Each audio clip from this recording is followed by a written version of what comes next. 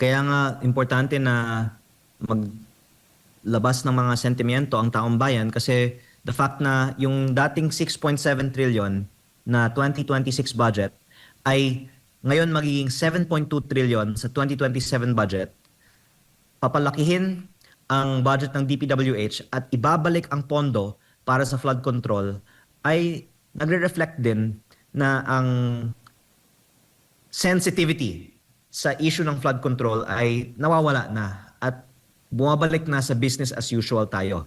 Sinabi nga last year na almost 100% of projects in the DPWH ay may corruption dahil lutuan ang mga bidding. Sinabi ni DPWH Secretary Vince Dizon na kahit ubusin niya ang mga district engineers ng DPWH, wala silang isa-spare na opisyal ng DPWH na sa palagay nila ay sangkot sa korupsyon. Ngunit kokonti lang ang mga nakasuhan at sa karamihan ng mga nakikita kong mga distrito, yung mga dati pa na mga opisyal ang nagpapatupad ng mga proyekto. Kaya very worried ako na yung hindi siguro kinita ngayong 2026 ng iba ay babawiin na lang nila sa 2027 kung hindi magpe-pressure pa ang publiko na wag dapat bumalik sa business as usual. Yung mga dating sundalo, yung sinasabi ng mga yung Brave 18, meron pang 14 pa at may napapabalita pang iba pa na possible na magsasalita ng mga dating sundalo. Sila ho ba ay maaring o kwalipikadong maging state witness din na kaugnay nga dito sa maanumalyang flood control projects? Napakagandang punto niyan kasi sila nga ang walang alegasyon na sila ay nagnakaw. Tapos sila pa ang kinakasuhan. Habang ang iba, umaamin na sila ay nagnakaw pero dine-discharge pa ang kanilang mga kaso para maging state witness.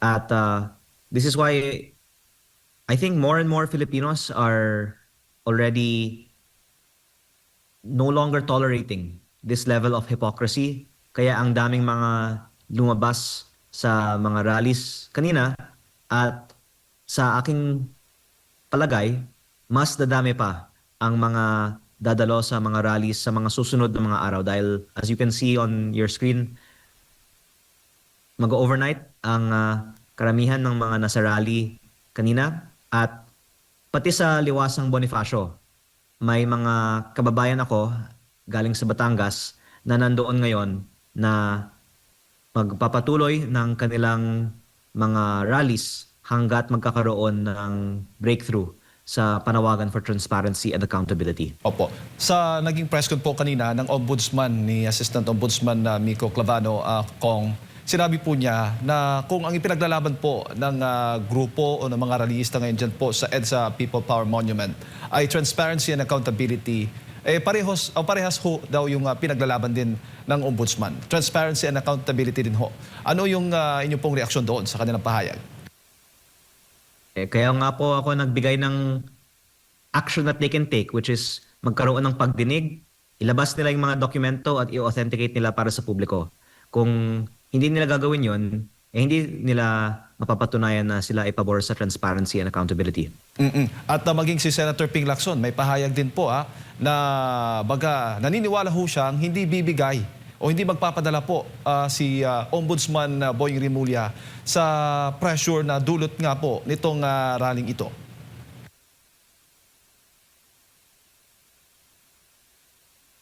Ano pong reaksyon po ninyo, Kong? I think yung question on ano ang gagawin nila sa individual case ni Senator Marcoleta ay iba namang bagay dahil ang I think main issue there is bakit si Senator Marcoleta ang kinakasuhan habang ang iba naman nakakatanggap ng donasyon mula sa flood control, hindi tulad ni Senator Marcoleta na private naman ang nag-donate sa kanya na hindi naman man lang iniimbestigahan. Opo. At ang aking panawagan nga ay kung binibigyan nila ng oras ang kaso ni Senator Marcoleta na wala namang aligasyon na nagnakaw ng pondo galing sa gobyerno, di dapat bigyan nila ng mas malaking oras pa ang ibang mga may ebidensya na tumanggap ng pera galing sa flood control. Opo, bago ko lang pasok kay partner, so sa madaling salita kong mali po yung balak na pagsasampa ng plunder case laban kay Senator Marcoleta, considering na ito pong kasong ito ay nag-ugat po sa same issue na ibinasura rin po ng COMELEC. Opo, at napaka-hypocritical nga na una, siya nga ang nagpapaimbestiga, siya pa ang kinakasuhan, ngunit ang mga may ebidensya na tumanggap ng pera galing sa flood control para sa kanilang mga kampanya ay hindi pinaiimbestiga. Congressman, si Admar Polit ito. Doon ba sa Cabral Files, yung tinatawag na Cabral Files, meron pa bang hindi nahimay doon, lalo na sa investigasyon ng Senado, o di kaya ng Ombudsman, o di kaya doon sa ICI na binuwag?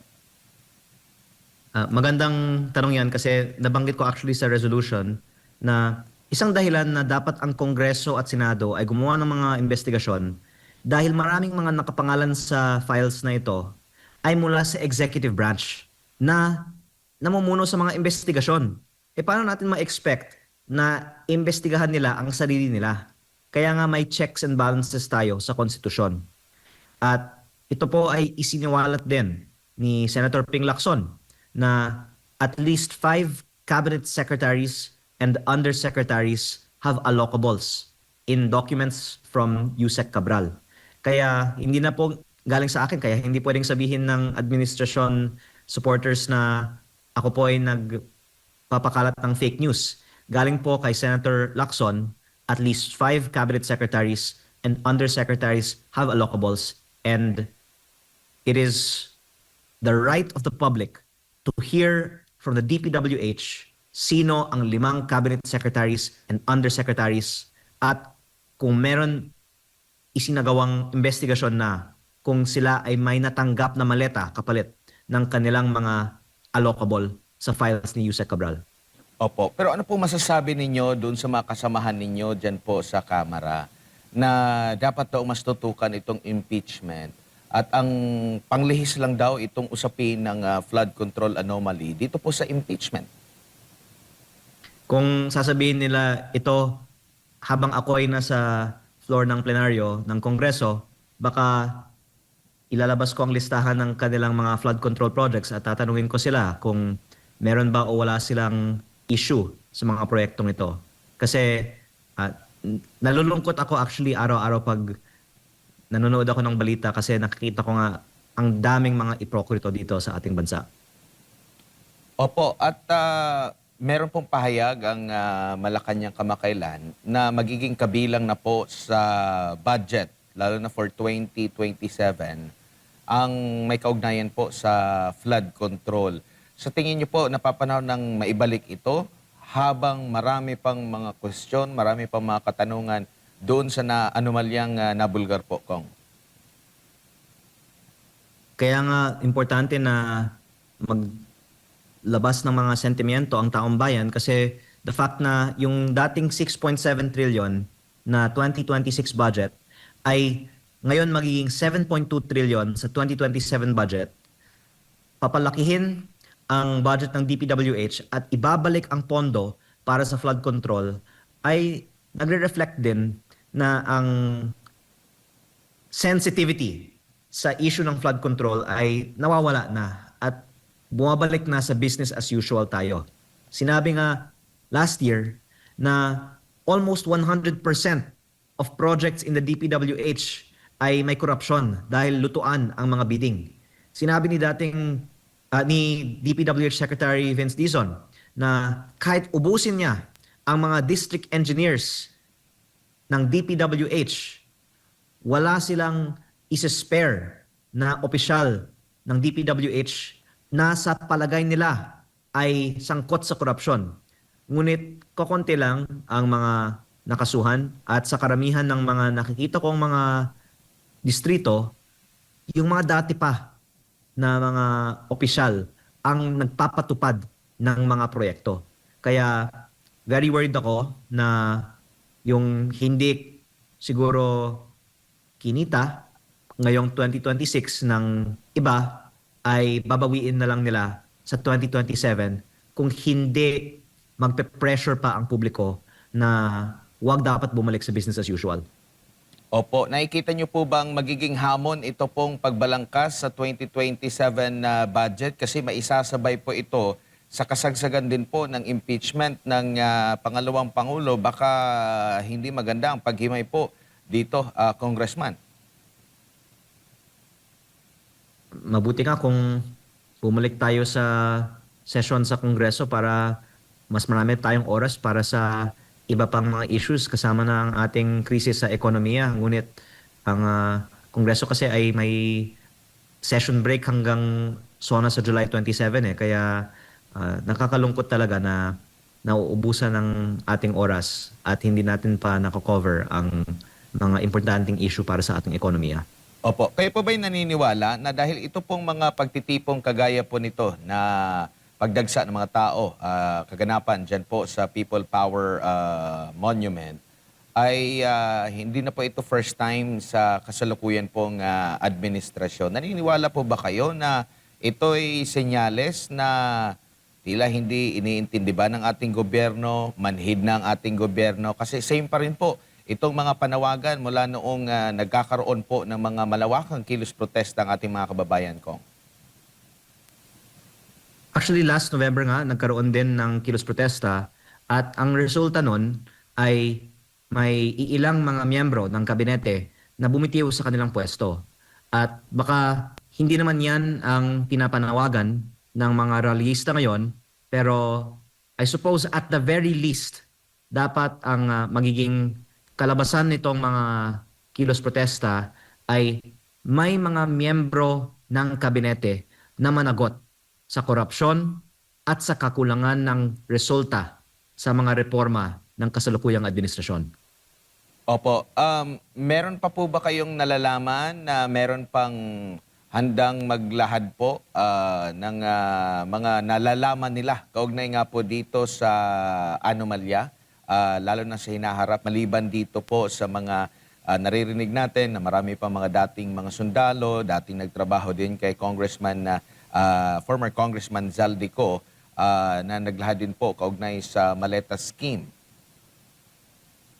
Actually, baka may mga tao galing sa ibang kampo na nanonood sa SMNI ngayon at may mga bumitiw naman na sa kanilang mga pwesto sa kabinete ni Pangulong Marcos na marami pang mga ebidensya tungkol sa pagde-deliver ng pera galing sa flood control, pero hindi na sa akin para isiwalat ito. Ang aking wish ay ang mga may kaalaman tungkol dito ay kusang maglabas ng impormasyon of which they have first-hand knowledge. Ngunit so far naman, walang mga nag-deny na may mga allegations of corruption nga tungkol sa mga kickbacks mula sa mga flood control projects na nagmumula sa mga miyembro ng kabinete. At kung ako po ay tatanungin, ito nga po ang aking inaasahang mangyari kung hindi ipapakita ng gobyerno na seryoso tayo para sa investigasyon ng flood control. Opo, siguro bilang panghuli kong baka meron pa po kayong gustong sabihin na hindi po namin na itanong. Dagdag na rin yung inyo pong mensahe sa ating pong mga kababayan sa gitna po ng mga pangyayari ngayon sa ating bansa. Actually, napakalungkot ngayon na parang nasa sweep under the rug ang issue ng flood control. Kaya biglang nag-post ako tungkol sa flood control the last few days para naman ma-take advantage itong window na talakayin ito. Pero sana hindi na malilimutan ang issue ng flood control hanggat may accountability para sa mga nangyari. Let us take advantage of this opportunity na may mga matatapang tayong mga kababayan na ngayong oras na ito ay nasa EDSA at Liwasang Bonifacio na kumikilos para sa transparency and accountability, and keep the fire burning hanggat walang mga miyembro ng gobyerno na mananagot tungkol sa korupsyon sa flood control.